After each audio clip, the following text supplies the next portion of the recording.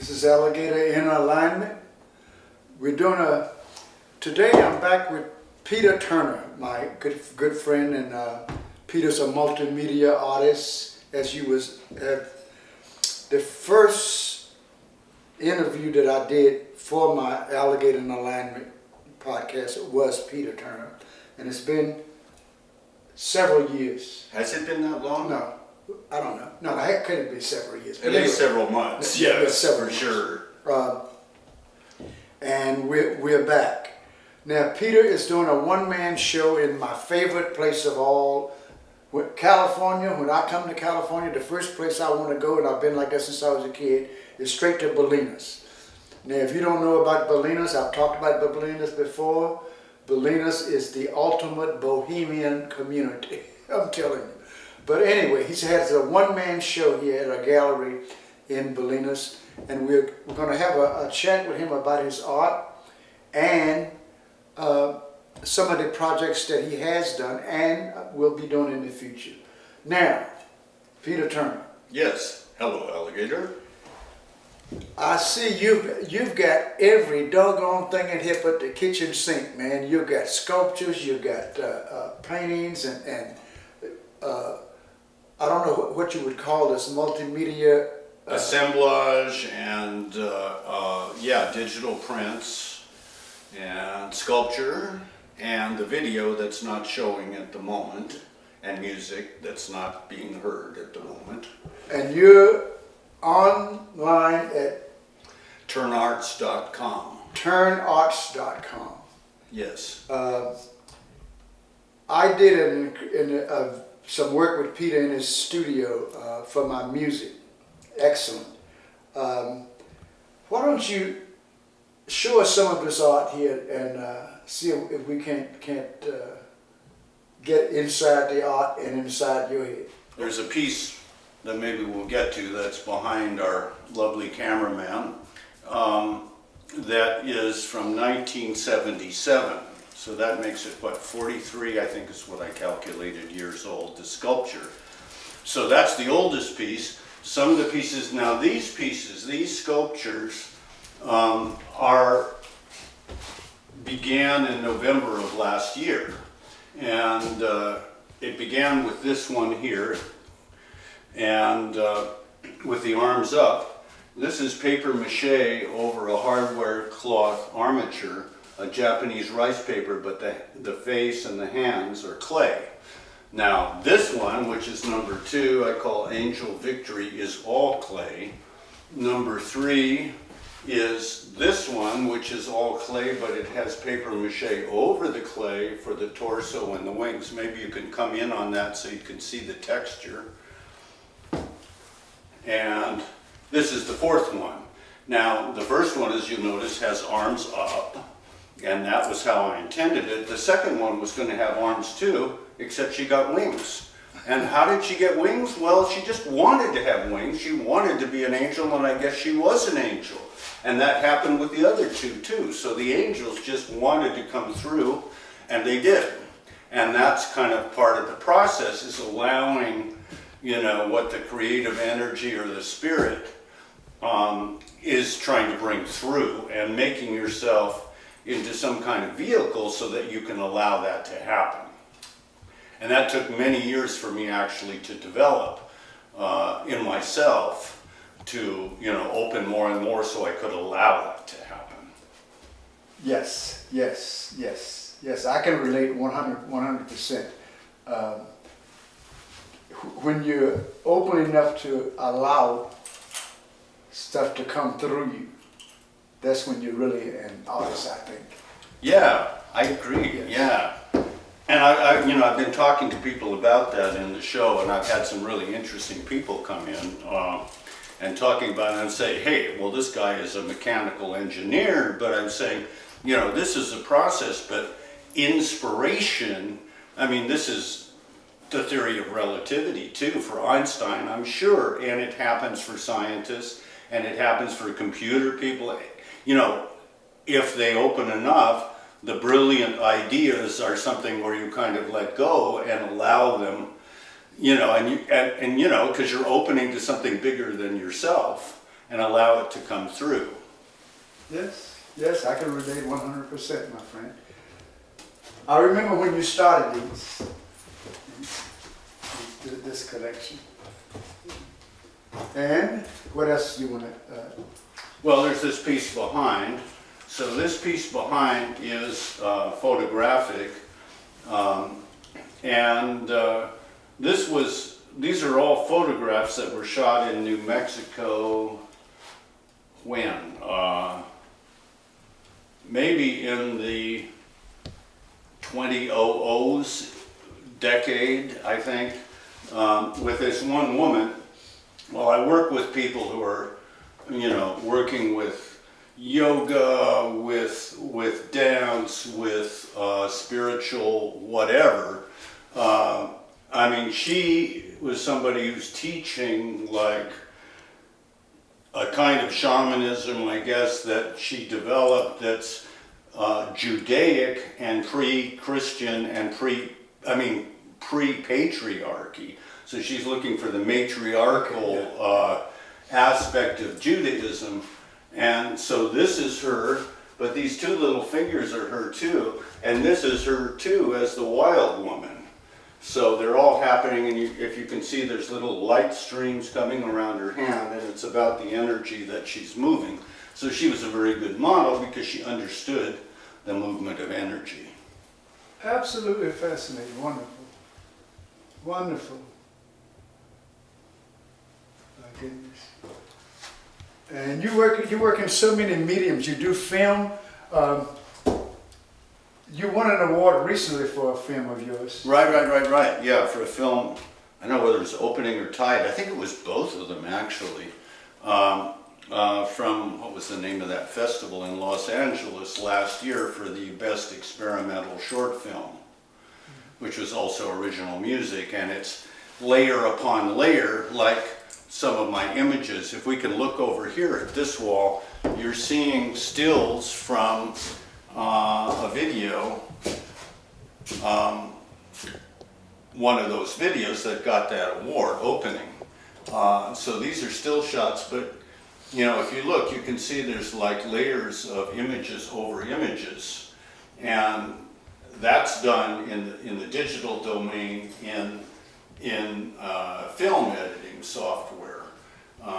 And so, you know, there'll be these figures are over the grass and there's something else in the sky happening, and they're all at different levels of transparency overlapping each other. It's really kind of like collage, except I started with paper and collage, and then I moved to overlapping negatives in the darkroom, and then I got into Photoshop. And also simultaneously I'm recording sound and making music compositions where we've got the rhythm section, or we got a shaker,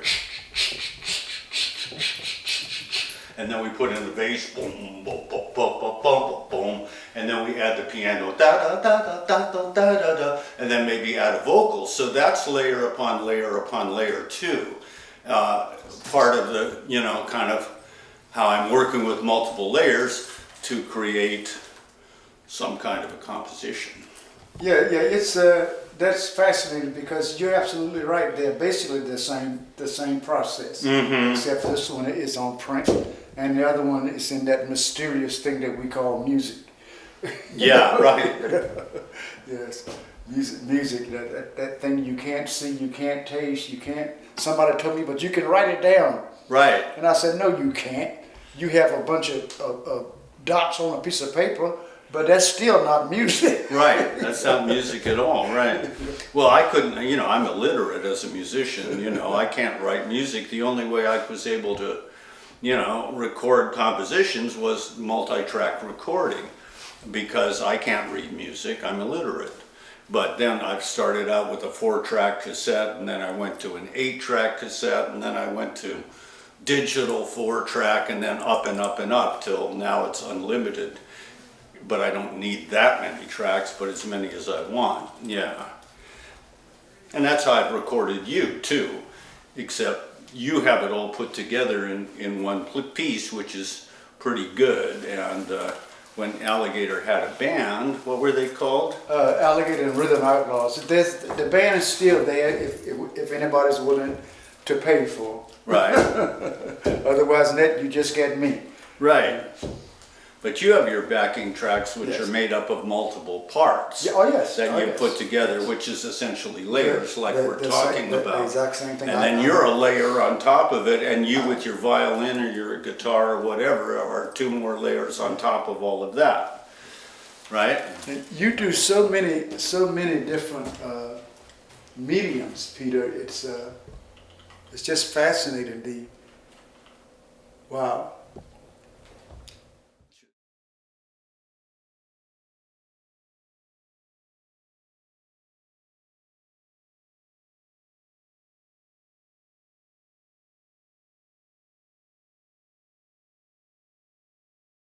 Okay, my friend, give me some information on this particular photograph here.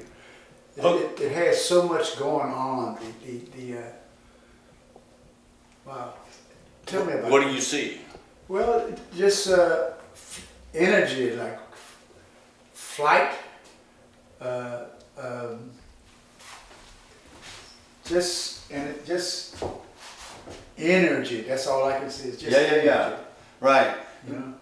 It was amazing how many people during the show have responded to this piece. I mean, almost everybody talks about it. Most of the people have never heard of Buto, which is the dance form that this is.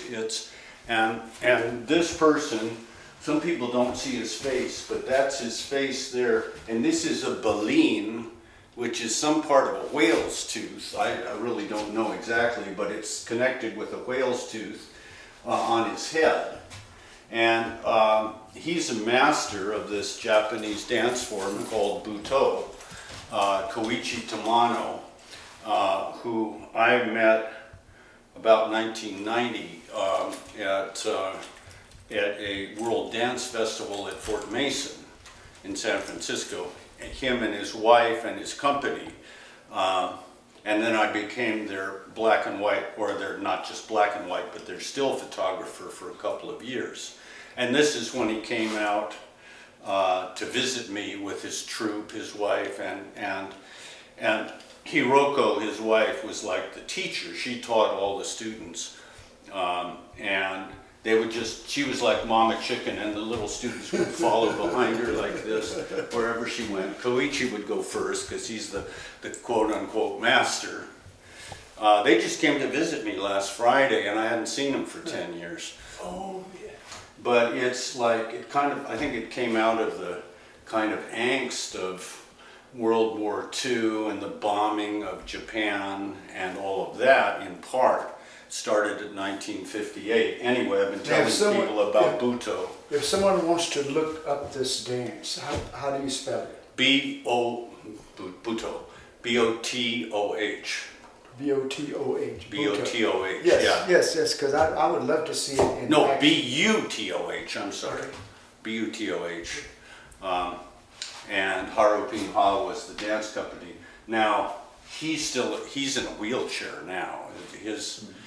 I think his time of dance is pretty much over, but his wife, Hiroko, is still performing, and Lauren, my helper here, saw them in San Francisco. Oh, my goodness. Lauren, come in front of the camera for a minute, can you? Oh no, she's not going to. She's too busy filming us. Tear. But she saw them in San Francisco. I don't remember if it's after I told her about them or before that it just happened. Before I had actually mentioned them to her. So it's a really interesting kind of connection, yeah.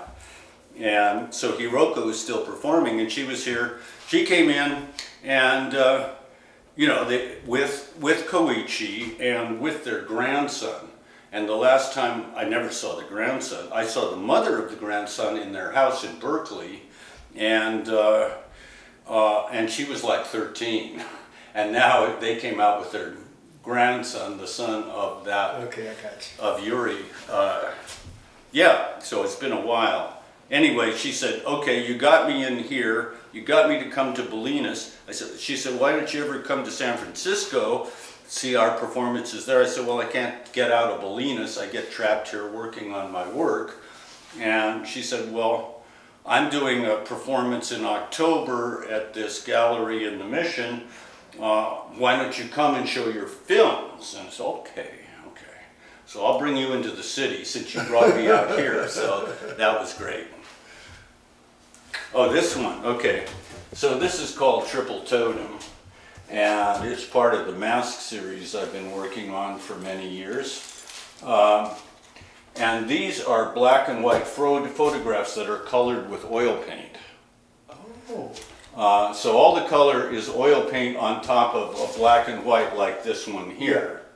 And I'll show you one thing. I'll just bring it over here for a moment. I think this is one of the first hand-colored black and whites that I did about, maybe 1980 or 82, when I started doing my own black and white photography and printing and such. Well, look at the colors in this. Can you even see them?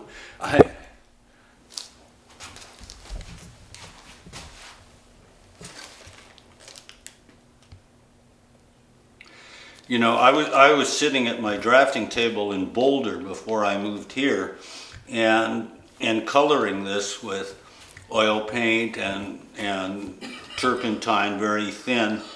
Then I went away for 5 minutes and I came back and I thought somebody switched the print because I couldn't see the color at all. And it was so brilliant until I walked away for 5 minutes and I thought somebody switched it because you couldn't see the color at all. So anyway, this is one of the first, but here's where it evolved a lot more too, where the color is very much apparent. And it's a Northwest Indian mask on a woman and she's kind of, it's like, to me it's like winter. You know, she's kind of clutched up and it's kind of like the Northwest in that way too. And actually these figures on here represent, it's supposed to be a crying woman, and these are the tears coming down. Yeah. Oh, interesting.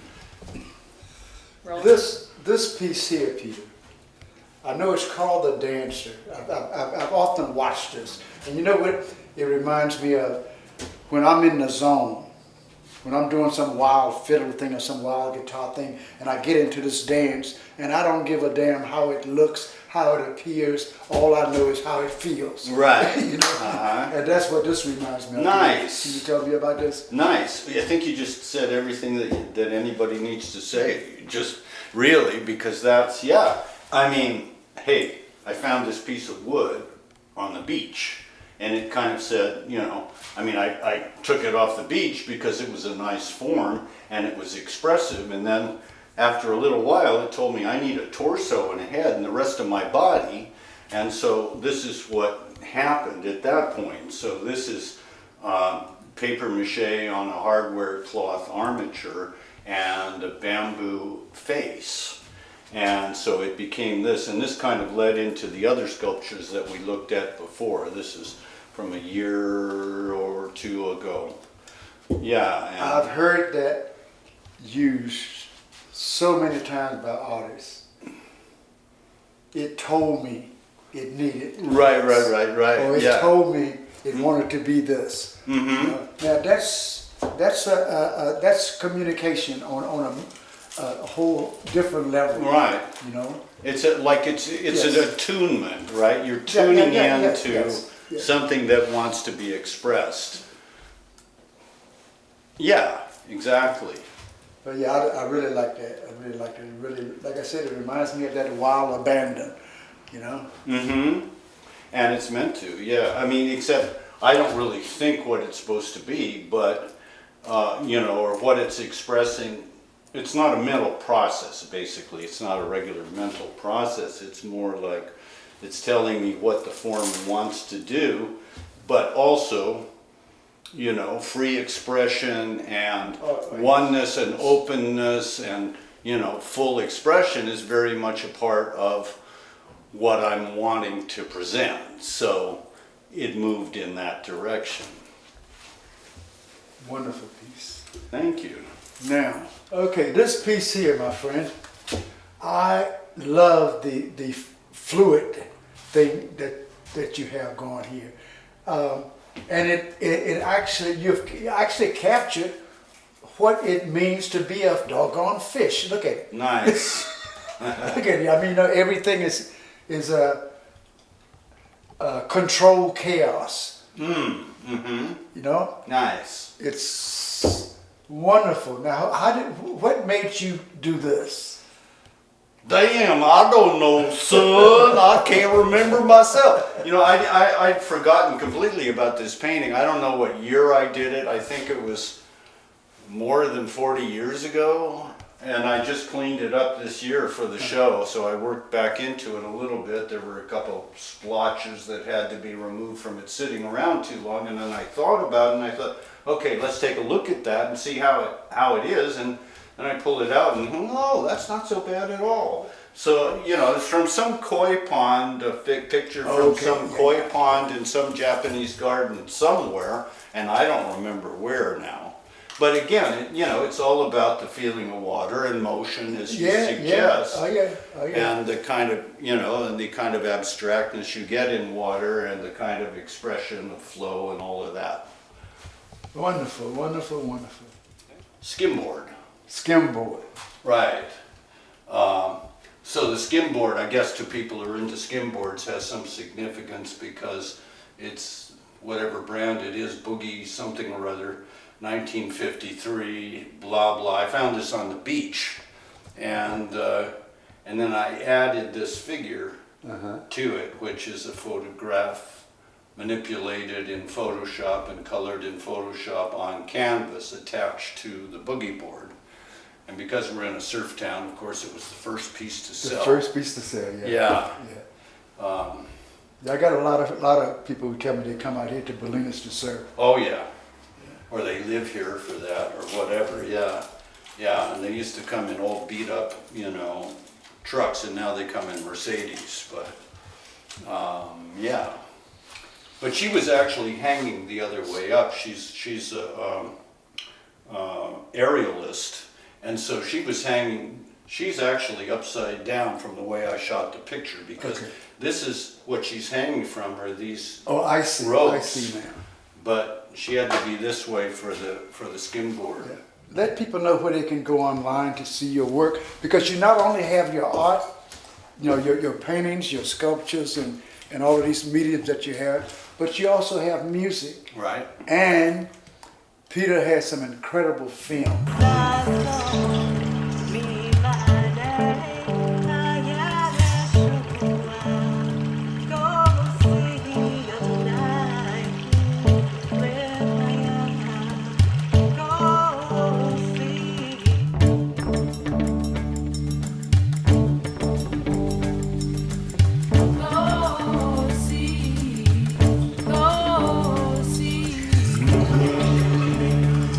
Film work is just incredible. So you need to let people know where they can go to see this whole collage of offerings that you have for them, you know? TurnArts.com. That's it. And you can contact me at turnarts@gmail.com. So I'm Turner, but it's Turn Arts. Yeah. I'd advise all of my friends to go check out Peter Turner's website, view his art, view his music, and if you're a band that's looking to make a good video, I would strongly suggest you contact this guy. Let me tell you something. He just does an incredible job. You got to take my word for it. You need to contact him if you want to make a video. Contact this gentleman here. He will put you through the paces of it. He's patient, and he's someone who won't get in your way as an artist. I'll actually try and encourage you as an artist to give your best of whatever it is. And then my job is to facilitate anybody I'm working with doing the best of themselves that they can. And so that's the point, is like allowing, you know, whatever, however I can contribute, because then that's me being a servant to somebody else's creativity and attempting to foster that in the best way that I can. Now, you can't get better than that. Okay, so listen, this is Alligator in alignment. I dispense with the music. Maybe when we put this out, I may put some music on the beginning or the end, but this has been just wonderful by itself. I hope you've enjoyed this. Contact this gentleman if you want a video made. Contact him if you see any of his art that you might want to know more about, or maybe want to purchase. And otherwise than that, this is Alligator in Alignment saying happy trails. I will see you next time. Do you hear me? And don't make me have to come and get you. Okay? All right, thank you, Alligator. Yes.